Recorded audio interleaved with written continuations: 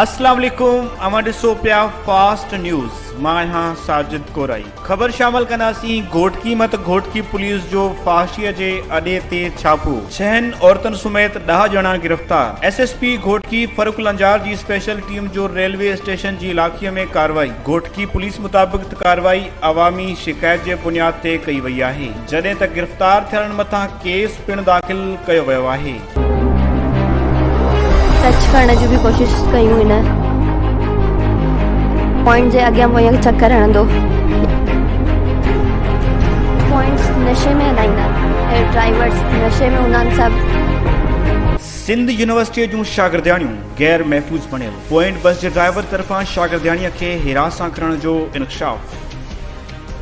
Sindh university जी शागिर्दियाणी point बस जे driver ते मुबैना हिरास करण जो इल्ज़ाम हयो आहे।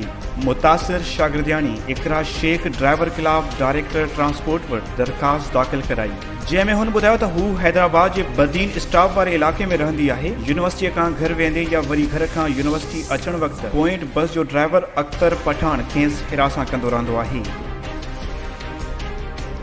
टच करण जी भी कोशिश कयूं हिन पॉइंट जे अॻियां पोयां चक्कर हणंदो। पॉइंट्स नशे में हलाईंदा आहिनि ऐं ड्राइवर्स नशे में हूंदा आहिनि सभु। वधीक शागिर्दानी जो चवणु आहे त पॉइंट बस जे ड्राइवर जे अहिड़े रवैये खां पोइ हू ज़हनी दबाव जो शिकार थी वई आहे। कुझु अरसो अॻु यूनिवर्सिटी इंतिज़ामिया खे शिकायत कई पर को बि अज़ालो न थियो आहे, जंहिं जे नतीजे में अॼु हिकु भेरो ॿीहर ड्राइवर खे हिरास करण जी कोशिश कई वई आहे। हुन इंकशाफ कयो आहे त पॉइंट बस जा ड्राइवर नशो वापराइण खां पोइ गाॾियूं हलाईंदा आहिनि, जंहिं जे नतीजे में हादसा पेश अचनि था। टच करण जी भी कोशिश कयूं हिन पॉइंट जे अॻियां पोयां चक्कर हणंदो।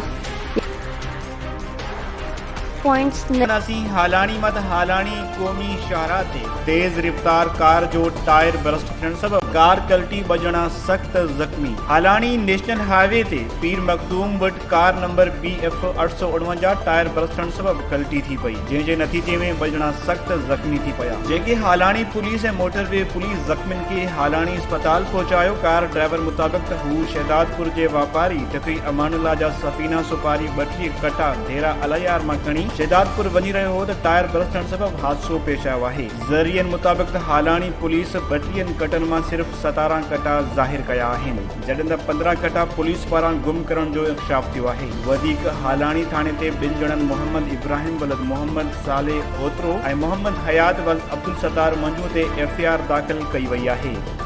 वधीक ख़बरुनि ऐं अपडेट्स लाइ ॾिसंदा रहो फास्ट न्यूज़।